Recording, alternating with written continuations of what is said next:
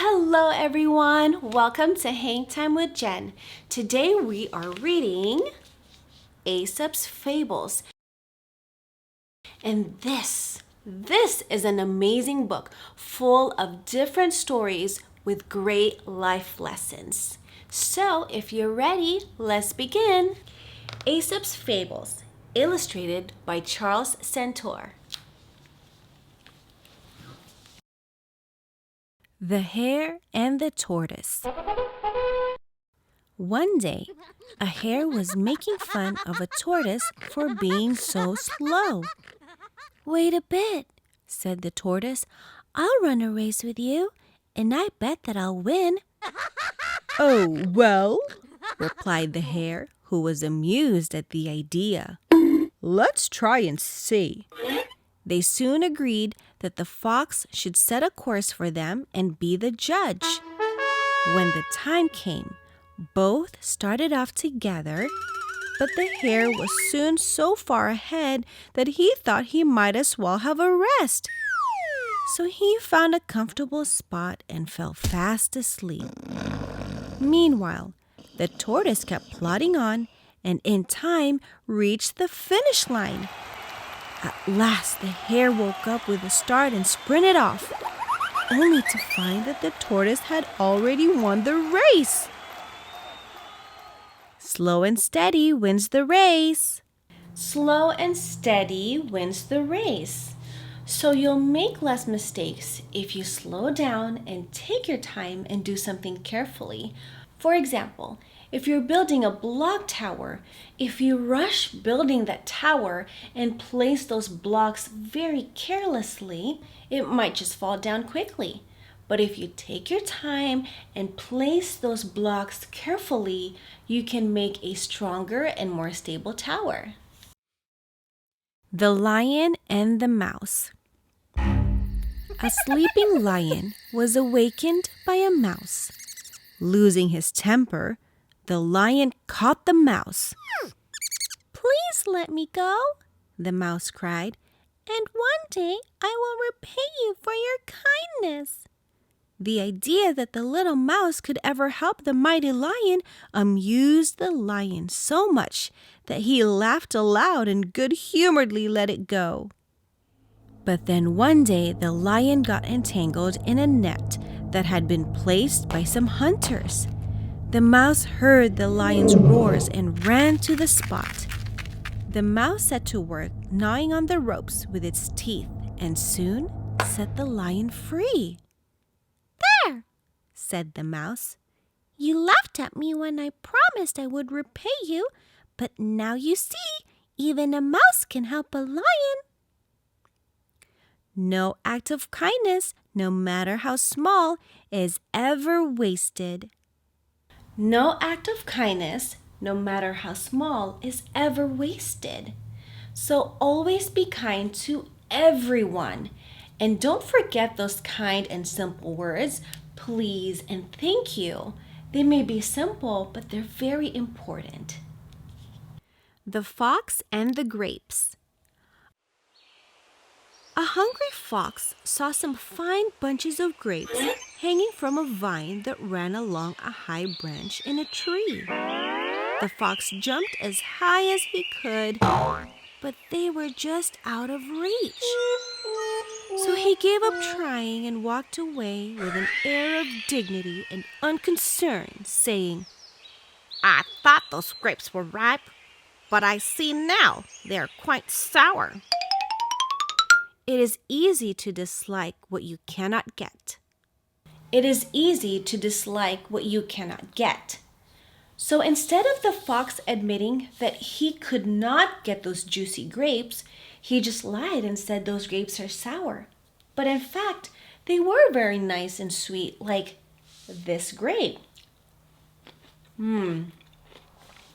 Perfectly juicy. So if you can't do something, it's best to admit it and ask for help rather than giving up. The Fox and the Crow.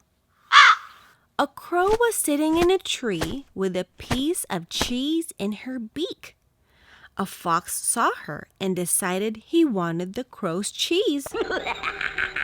Standing under the tree, he looked up and said, "What a noble bird I see above me! Her beauty is without equal. If only her voice is as sweet as her looks are fair. She should be queen of the birds." The crow was hugely flattered by this, and to show the fox that she could sing, she gave up a loud caw. Down came the cheese, of course, and the fox ate it up. Do not trust flatterers. Do not trust flatterers. So don't believe someone just because they always tell you these nice things. Get to know them first on the inside and get to know who they really are before you trust them. The monkey as king. At a gathering of all the animals, the monkey danced and delighted them so much that they made him their king. For the king! The fox, however, was not happy about this. So one day, after finding a trap with a piece of meat in it, he took the monkey there and said to him, "Here is a dainty morsel I have found, sire. I did not take it myself, but I thought it ought to be reserved for you, our king." The monkey went at once for the meat and got caught in the trap. Then he got angry with the fox for leading him into danger. But the fox only laughed and said, "Oh, monkey, you call yourself king of the beast and haven't more sense than to be tricked like that." A position earned without merit is as easily lost as gained. A position earned without merit is as easily lost as gained. So take, for example, if you're in a sports team and you have to choose a team captain, don't just pick the person that everyone likes. Make sure you pick the person who's a good team leader and a good team player, and that will make a better team. The town mouse and the country mouse. A town mouse and a country mouse were friends. One day, the country mouse invited his friend to come and see him at his home in the fields. The town mouse came, and they sat down to a dinner of barley corn and roots.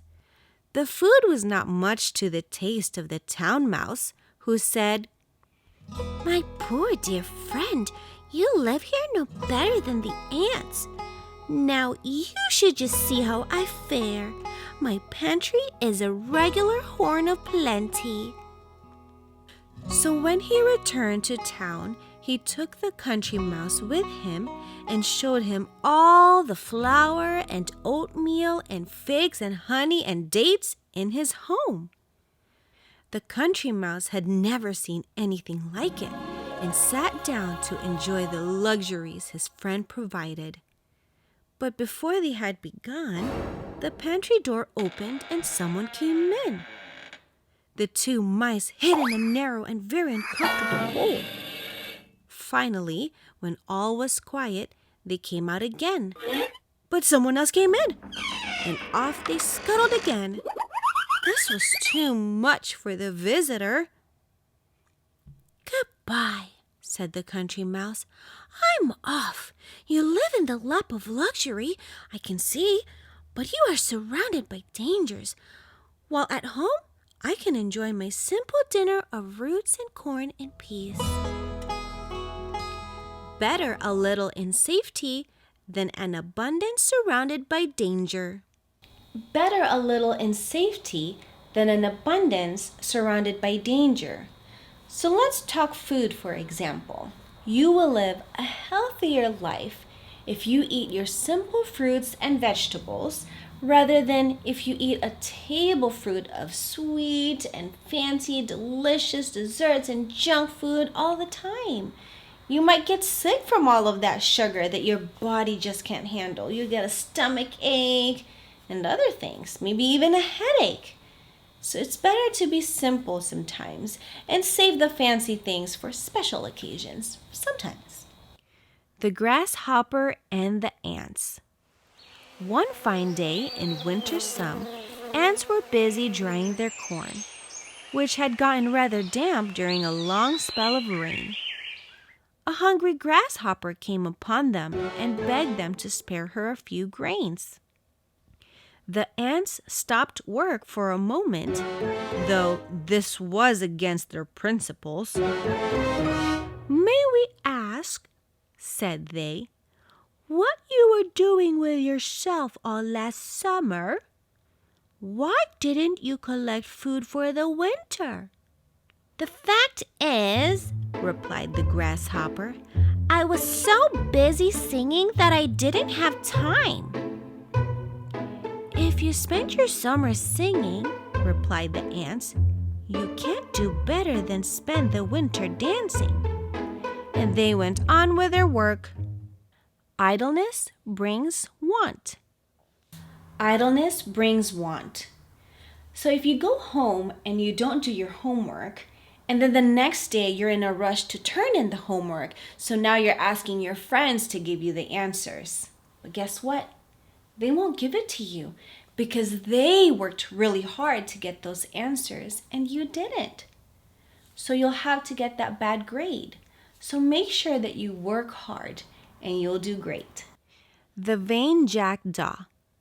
Jupiter, king of the gods, announced that he would appoint a king of the birds, and he named a day when they were to appear before his throne, when he would select the most beautiful of them all to be their ruler. On that day, wishing to look their best, the birds went to the banks of a stream to wash and preen. The jackdaw was there along with the rest and realized that, with his ugly feathers, he would have no chance of being chosen. So he waited for the others to leave and then picked up the most beautiful of the feathers they had dropped and wore them himself. Then the jackdaw joined the other birds at Jupiter's throne. After passing them in review, Jupiter was about to make the jackdaw king. But then the other birds took away his borrowed feathers and exposed him for the jackdaw that he was. Fine feathers do not make fine birds. Fine feathers do not make fine birds. Let's take these two for example. We've got Fluffy the bunny and we've got Henry the bear. Now, who would you say looks fancier and nicer? So you might say Fluffy the bunny looks cleaner and fancier, so she's awesome. But Henry is a little shaggy and doesn't look so brand new. But guess what? Henry, although we also love Fluffy, is actually more important to the family. He's been with us for many, many years, and he's very important to all of us. So make sure you don't judge anyone because of how they look. Make sure to get to know them on the inside. The eagle and the crow. One day, a crow saw an eagle swoop down on a lamb and carry it away in its talons. "My word," said the crow, "I'll do that myself." So it flew high up into the air and then came shooting down onto the back of a big ram with the intention of carrying it off. It had just landed when its claws got caught in the wool. There it stuck, flapping away and only making things worse instead of better. By and by, up came a shepherd who took the crow and carried it home to his children. "What sort of bird is it, father?" they asked. "It's a crow," he replied, "and nothing but a crow, but it wants to be an eagle." Thoughtless imitation will end in unhappiness. Thoughtless imitation will end in unhappiness. Don't try to be like anyone else. Be yourself, and you'll be much happier. The bear and the bees. A bear was once searching for berries in the woods when he came across an old log where bees had stored their honey. Wishing to find out whether the bees were at home, he sniffed around the log. along came a bee on his way home from the fields with more honey. Upon seeing the bear, the bee stung him on the nose and then flew swiftly into his house. The bear swatted the log, but the entire nest of bees poured out and swarmed all over his body. Stumbling away in pain, the bear was only able to save himself by jumping into a nearby pond. It is better to bear a single injury in silence than to bring about 1,000 by reacting in anger. It is better to bear a single injury in silence than to bring about 1,000 by acting in danger. Remember, frustration makes things harder. So when you're having a hard time, instead of doing something while you're angry, take a deep breath, take some calming time, and try again later. The crab and his mother. An old crab said to her son, Why do you walk sideways like that, my son? You should walk straight. The young crab replied, Show me how, mother, and I'll follow your example. The old crab tried, but tried in vain, and then saw how foolish she had been to be upset with her child. Example is more powerful than advice. Example is more powerful than advice. So instead of telling someone what to do, for example, like learning how to do the monkey bars, show them how to do the monkey bars. That's much better. The heron. A heron went wading one early morning to take his breakfast from the shallows of a stream. There were many small fish in the water, but the stately heron thought he could find better. And as a choice young perch swam by, the heron tipped his long bill in the air and snapped, No, sir, I certainly wouldn't open my beak for that. The sun grew higher, and all the fish left the shallows for the cool, deep middle of the stream. When the heron could find no trace of a fish left in the stream, he was very grateful to finally eat a mere snail. Do not be too hard to please, or you may have to be content with much less, or with nothing at all. Do not be too hard to please, or you may have to be content with much less or with nothing at all. I've got a good example for you. My daughter every morning takes a long time to get ready, so now I give her 2 minutes to pick out her outfit. And if she's not done in those 2 minutes, I or Daddy have to pick her clothes. One morning, she took so long going through all her clothes in her dresser and just could not pick one. So what happened? The 2 minutes ran out and I picked her outfit. And guess what I picked? I picked the most boring outfit in her dresser. It was all the same color with no fancy prints on it, and she was very unhappy. She wished she had just picked the pink skirt with a heart on it and the shirt that had a unicorn on it. So she waited too long, and now she just has to wear the outfit that Mommy picked. So, don't take too long trying to wait for the best thing in the world, because sometimes it may never come, and what you have available to you is just as good. Well, everybody, I hope you enjoyed Aesop's Fables and all of the stories inside and learned all the great lessons that it gave us. Now go on and be great. I'll see you later.